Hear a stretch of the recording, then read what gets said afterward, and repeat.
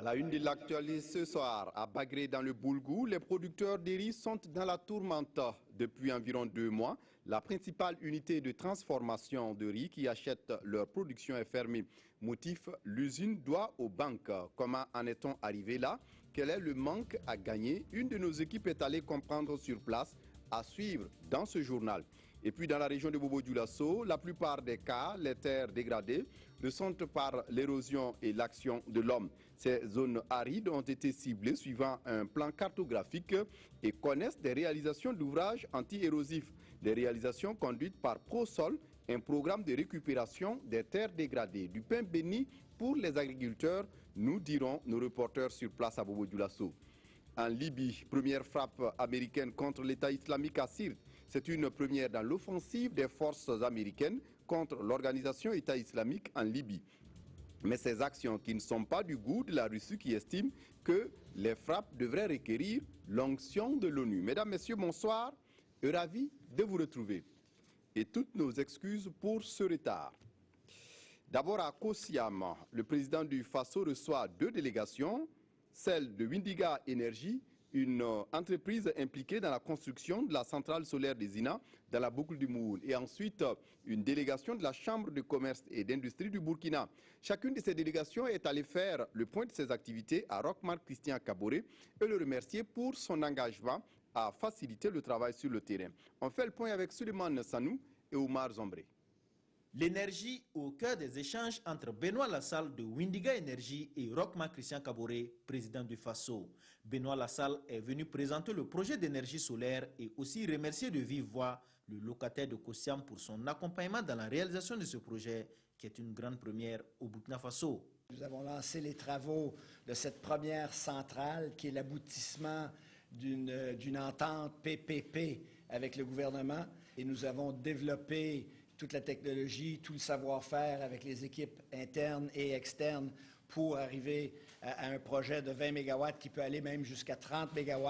Les 2 hommes ont aussi abordé la question de l'énergie thermique. Un projet est en vue afin de permettre au Burkina de passer le cap du thermique. Il y a 2 types d'énergie. Il y a l'énergie alternative qui est l'énergie solaire qui est en appoint. Il y a l'énergie de base qui vient des centrales thermiques. Alors, on a discuté avec Son Excellence le Président d'une stratégie pour aussi l'énergie de base en remplacement de l'énergie thermique. Après la délégation de Windiga Energy, c'est au tour de la délégation spéciale de la Chambre de commerce, de l'industrie et de l'artisanat burkinabé d'être reçue.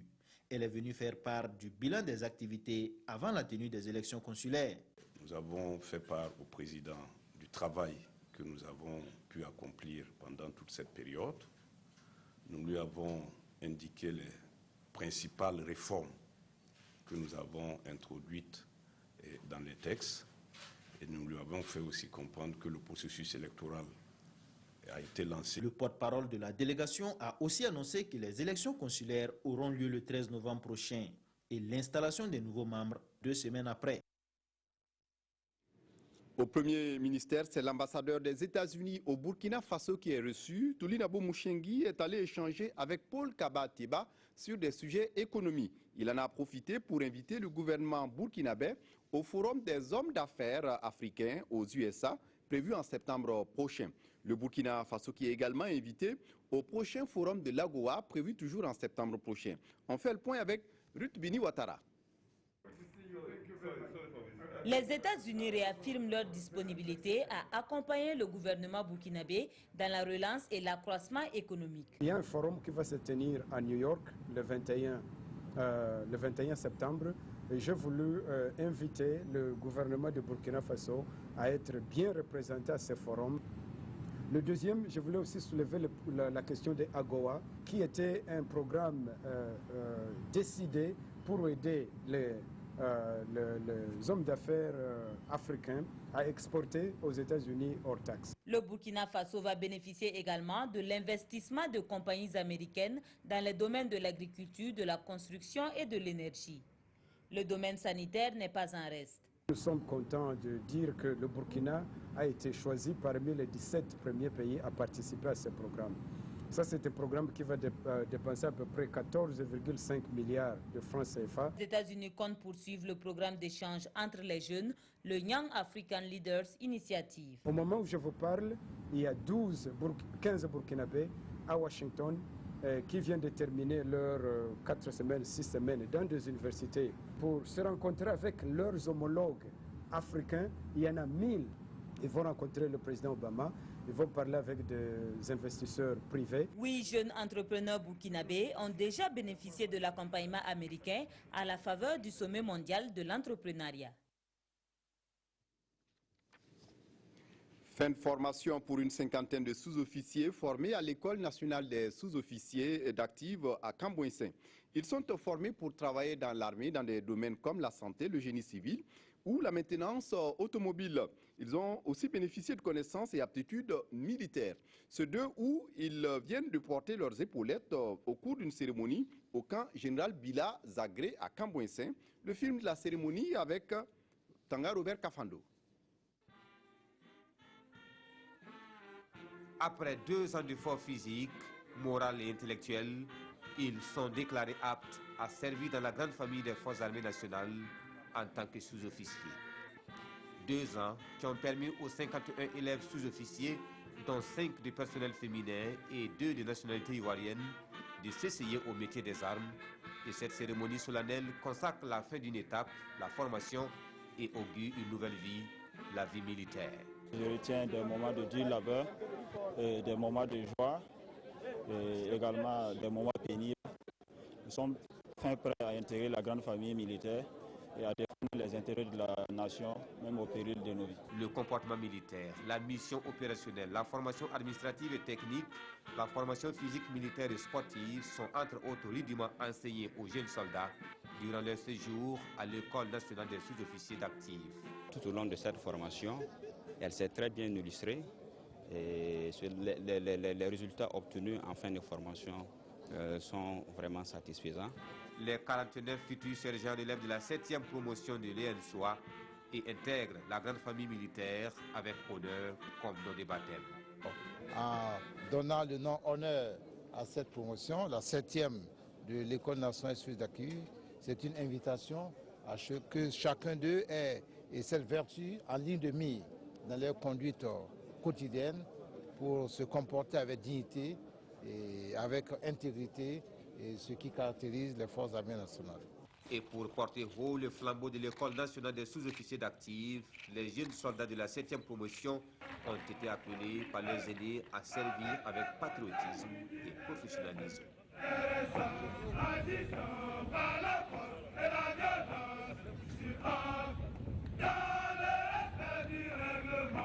Dans l'actualité ce soir à Bagré, dans le Boulgou, les producteurs de riz sont dans la tourmente. Depuis environ 2 mois, la principale unité de transformation de riz qui achète leur production est fermée. Motif, l'usine doit aux banques. Pourtant, les producteurs de riz ont cédé leur production et n'ont pas été payés. Comment en est-on arrivé là? Quel est le manque à gagner? Quelles sont les conséquences sur la filière riz? Une de nos équipes est allée pour comprendre sur place les explications de Abouakar Sayon. Dans l'enceinte de la rizerie Wen Konta de Bagré, des centaines de sacs de riz quasiment en état de décomposition. Exposé au soleil et aux intempéries, le riz a fini par germer. Et c'est avec stupeur que les producteurs découvrent l'ampleur des dégâts. Depuis environ 2 mois, l'usine de décortiquage de riz est à l'arrêt. Ses portes ont été fermées par 2 banques de la place auquel le promoteur de l'usine, décédé dans un accident de la circulation en décembre dernier, doit de l'argent. Une situation qui pénalise les producteurs à qui l'entreprise doit également de l'argent. Mais le problème est beaucoup plus complexe que ça. Chaque année, l'Union des groupements de producteurs de riz de Bagré contracte un prêt auprès d'une banque pour payer de l'engrais. Une partie de cet engrais, soit 35 tonnes, est cédée à la rizerie.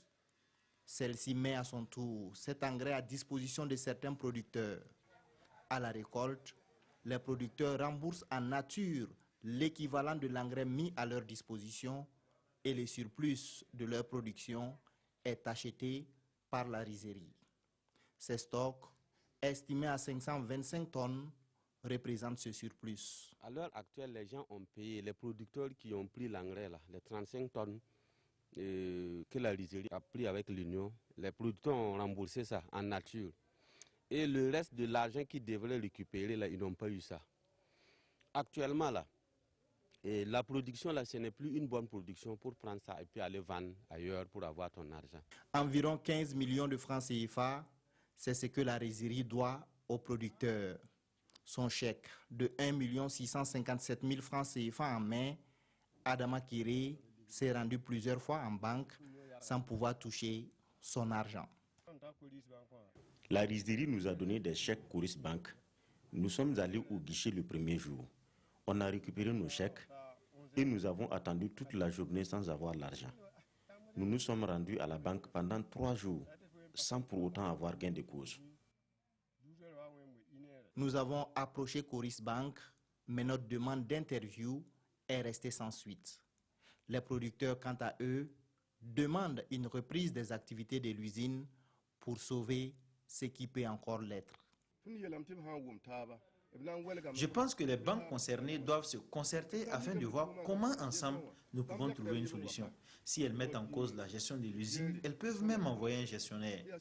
Nous demandons l'intervention de l'État car toutes nos activités sont à l'arrêt. La situation est suivie de près par la direction générale du projet Pôle de croissance de Bagré.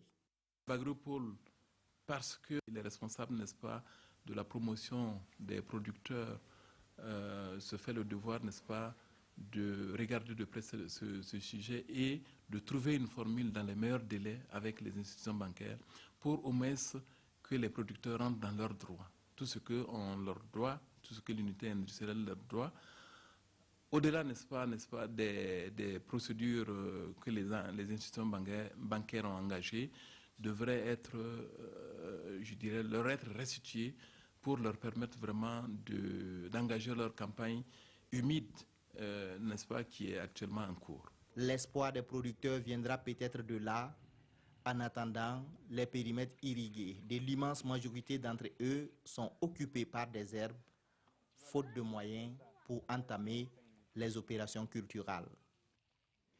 Arrêtons-nous sur ces actions de restauration des sols bénéfiques à l'environnement. Dans la région de Bobo-Dioulasso, la plupart des cas, les terres dégradées le sont par l'érosion et l'action des hommes.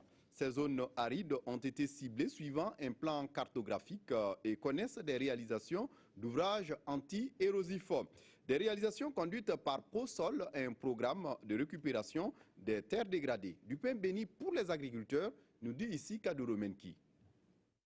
Ousseini Sawadogo est cultivateur, bénéficiaire indirect de la construction d'ouvrages anti-érosifs. Après quelques pluies, c'est avec joie qu'il constate les avantages de l'ouvrage. Depuis quelques années, le sol s'est appauvri et cela joue sur nos récoltes. Un jour, ils sont venus construire ces cordons pierreux dans notre champ. Nous avons cru qu'on voudrait nous déposséder de nos terres, mais on nous a rassuré que c'est pour plutôt les rendre fertiles. Effectivement, depuis que ça a été fait, on remarque que les cultures poussent plutôt mieux et nous en sommes fiers. Des cordons pierreux mis en place par ProSol, un projet qui travaille à restaurer les sols soumis à de forts ruissellements d'eau. Des sols délimités grâce aux études cartographiques. Une pierre, 2 coups, pour de nombreux cultivateurs. Les diguettes freinent le ruissellement de l'eau et permettent l'humidification du sol, toute chose qui est bien pour les plantes. Mais la réhabilitation des sols n'est pas une action immédiate. C'est un processus qui peut durer 10 à 15 ans selon les spécialistes en la matière.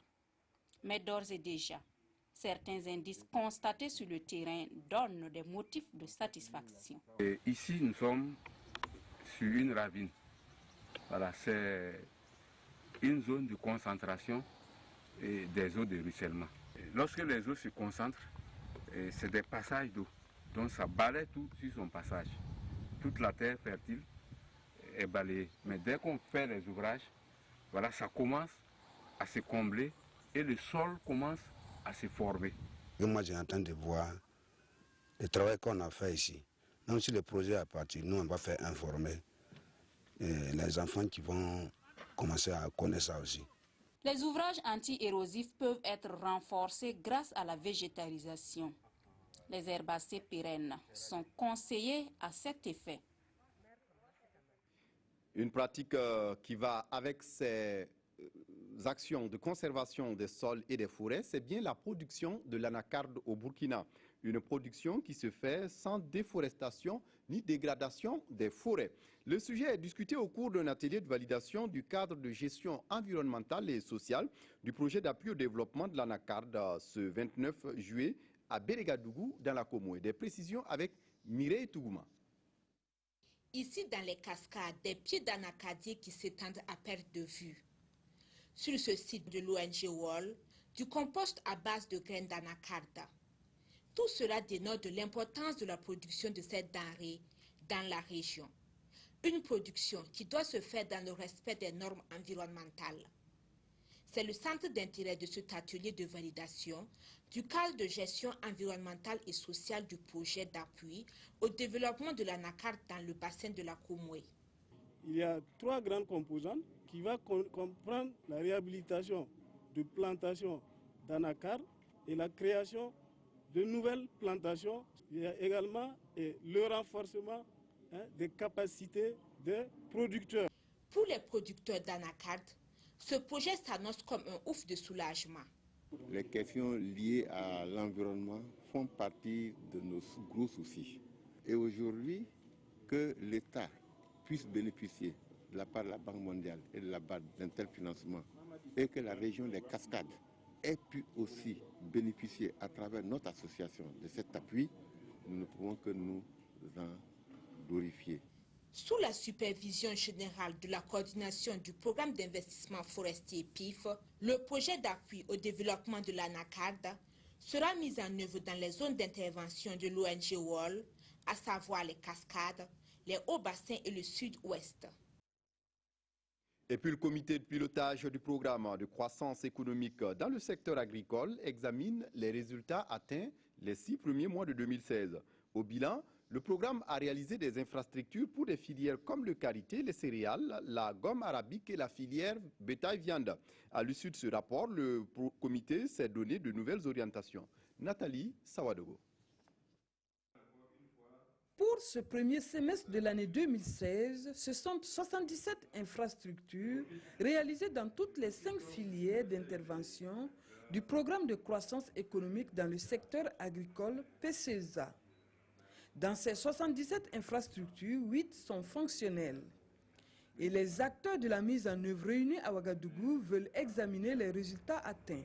Nous avons également au niveau donc, des normes, pour ce qui concerne toujours la composante B, entamé déjà donc, des conventions avec, de collaboration avec l'ABNORM qui ont déjà entamé un certain nombre donc, de réalisation de normes, notamment sur la gomme arabique, où il y a déjà donc les TTD qui sont définis. Donc nous espérons pouvoir terminer cela, des normes sur le maïs également, sur le kilichi. Le programme de croissance économique dans le secteur agricole intervient dans la réalisation des magasins de stockage, les parcs à vaccination, les marchés à bétail, les boucheries, les abattoirs, et ce, dans 5 régions du Burkina Faso.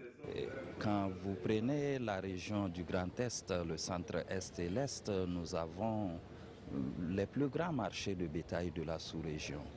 Quand vous prenez le marché de Koutenga, nous avons un marché de céréales qui est très animé et le PCESA justement accompagne l'ensemble de ces acteurs. Le PCESA est né de la volonté du gouvernement burkinabé et du Royaume du Danemark. L'objectif est de contribuer à une augmentation de la productivité des valeurs ajoutées et des revenus agricoles en vue de contribuer à une croissance économique nationale. Engagé dans la lutte contre les pires formes de travail des enfants, le Burkina Faso évalue le travail des enfants et aussi le chemin parcouru depuis 2011. Il s'agit d'examiner les actions menées dans le cadre d'un plan couvrant la période 2011-2015. Yolande Lompo pour les détails. À l'heure du bilan, les membres du comité de coordination du plan d'action national de lutte contre les pires formes de travail des enfants au Burkina Faso sont unanimes.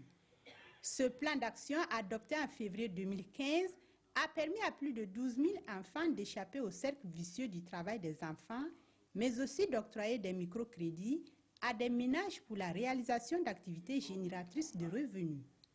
Mieux, les populations ont été sensibilisées sur cette question. Aujourd'hui, 2 documents sont sur leur table. Il s'agit du rapport synthèse 2015 et du rapport global de mise en œuvre du plan d'action national qui est arrivé à échéance. À cette deuxième session ordinaire de l'année 2016, l'examen de ces 2 documents permettra d'amorcer la seconde phase pour une période de 3 ans. Pour l'essentiel, il faut que la société soit sensibilisée. Et ce travail, il est incontournable. Il ne s'agit pas de mettre des enfants au monde, il faut veiller à leur épanouissement. Et il faut veiller à la préservation de leurs droits. Et dans le sens de l'édification d'une société burkinabé débarrassée de ce phénomène, chacun de nous est appelé à jouer sa partition. Et contre le mariage des enfants au Burkina Faso, le festival Fitini Show allie distraction et éducation. Tout au long de sa 17e édition, lancée le week-end dernier à Bobo-Dioulasso, la manifestation des tout-petits va donner à voir des spectacles de danse, de sketch, de playback et d'élection Miss. Kadou Romenki, sur place à Bobo-Dioulasso. Une des plus grosses manifestations culturelles, Fitini Show, a encore sonné la mobilisation ici au Théâtre de l'Amitié de Bobo-Dioulasso. Une 17e édition qui rassemble les tout-petits autour de la lutte contre le mariage forcé et précoce. J'ai mal pour toutes ces filles qui vivent silencieusement leur malheur, car elles n'ont pas eu le droit de faire le choix de l'homme qui devait leur mettre la barbe au doigt. Moi, j'ai mal. Pourquoi donc le mariage forcé?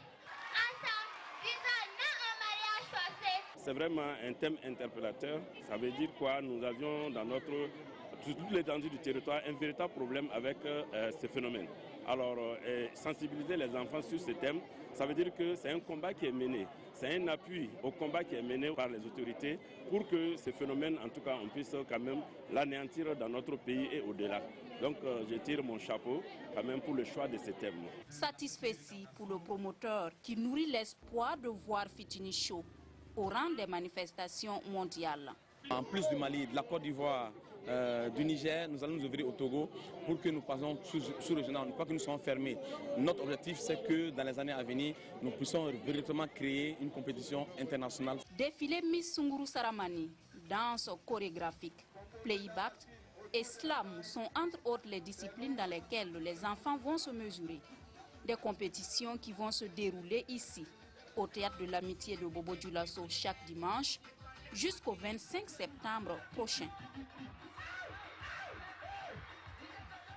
Vous pouvez également occuper vos vacances à travers cette sortie touristique à Fadane dans le Gourma, la région qui regorge de magnifiques ressources naturelles et culturelles. À la découverte donc de ces potentialités, un opérateur privé a organisé une sortie à Nampoinkandé dans la commune de Logobou. Une soixantaine de vacanciers ont pris part à cette randonnée. Mahamadi Ouedraogo pour les détails. Nous sommes au pied de la falaise de Gobnangou dans la commune de Logobou. Les élèves de l'Association pour l'éducation culturelle des enfants du Goulmou mettent à profit leurs vacances pour découvrir les merveilles touristiques de Napankoré. J'ai réussi à connaître beaucoup de choses provenant de la tradition et en plus provenant du village de Napankoré. J'ai trouvé la falaise très agréable puisque vraiment c'est ma première fois de voir ce genre de trucs en face. Entre escalade et balade d'environ 2 heures, les randonneurs assistent à des cours théoriques sur les potentialités de la falaise. La falaise du Gobnangou, elle est située entre 2 communes, donc on peut faire du trekking c'est-à-dire quitter la commune de Logobou pour rejoindre la commune de Tambaga. Et en même temps aussi, on peut visiter des grottes qui contiennent des matériels ancestraux. De retour au campement de Napankoré, ce sont les artistes locaux du Goulmou qui tiennent en haleine les vacanciers à travers des prestations de danse traditionnelles. Dans la nuit, les sages du village retiennent l'attention du public par des contes et légendes sur l'historique de Naponkoré. Plusieurs panels relatifs à l'incivisme en milieu scolaire incarnent aussi cette sortie de 4 jours. C'est permettre de préparer une future génération qui doit être un modèle pour le développement de notre pays. Une génération dans laquelle nous n'allons plus trouver de l'incivisme dans le milieu scolaire, l'incivisme dans la société. 5e du genre, l'édition de cette année se veut une plateforme pour promouvoir la dynamique des valeurs républicaines dans la région de l'Est. Le studio Abazan, qui a connu un incendie dans la nuit du lundi 18 juillet dernier, sera rénové bientôt. C'est une initiative d'un groupe d'artistes et d'hommes de culture lancé le 26 juillet dernier. Déjà, plus de 1,5 million de francs CFA ont été récoltés. Amadine Lalsaga. 20 millions de francs CFA, c'est ce qu'il faut pour démarrer les travaux de reconstruction du studio Abazan, selon Abdoulaye Ménès Diallo. Les initiateurs de l'opération Renaissance du studio de l'artiste musicien Smoké se disent confiants. Ils se fixent un objectif de 3 mois pour remettre sur pied le studio dont les dégâts sont estimés à près de 59 millions de francs CFA. Pour nous, on l'a dit clairement, on a lancé cette opération, mais on doit préserver l'indépendance et l'insoumission de Smoké. On ne veut pas que quelqu'un, parce qu'il a donné 10 000 francs, un jour vienne dire, voilà, moi aussi, je fais partie de ceux qui ont construit le studio Abazan, donc tu dois me faire un spot gratuit ou tu dois me faire un son gratuit. Non, c'est une opération citoyenne, c'est un engagement.